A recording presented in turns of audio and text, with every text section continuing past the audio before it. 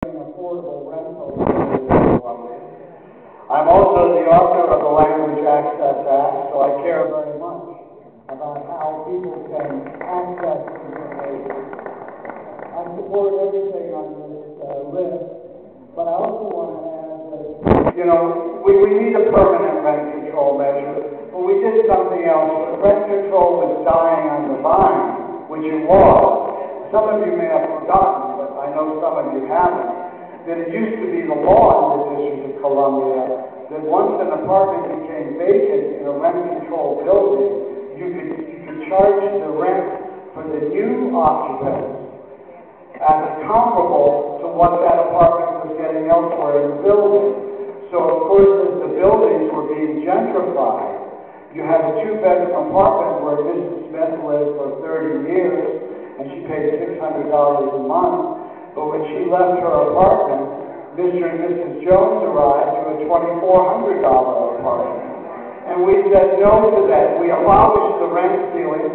Who knew what the rent ceilings were, except for Greenstein, DeLorme, and Lux, and other law firms in Washington? That's the truth. Nobody understood the rent ceilings. Then we had something else going on. We had this great law of tenant opportunity to purchase. And what were they doing? They were transferring 99.99%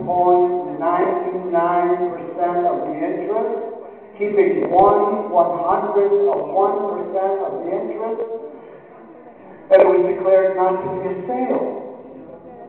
Did you follow that? 99.99% transferred, 1/100 of 1% held back. Oh, no sale, no sale. No tenant opportunity to purchase. We fixed that. We ended the 95.5 loophole, and we closed it mighty fast. And I'm just going to conclude, because, by the way, I think we're the only jurisdiction in the United States with the tenant opportunity to purchase, by the way, in case you're thinking about that. But let me just conclude that we're not done, and I want to acknowledge we've got great people here because we have great allies. We have great allies in the administration of Mayor Fenty.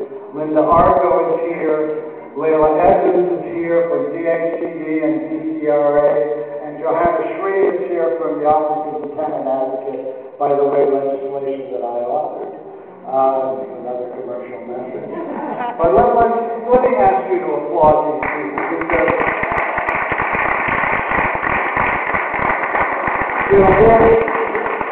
they're coming from the heart. And let me just conclude by saying we're not done. We're not done by any means. Because now we got two other things we got to fix. We reformed rent control, and we said that if you're elderly or a person living with disabilities, you can't be subject to consumer price index increases. You've just got to have the increase of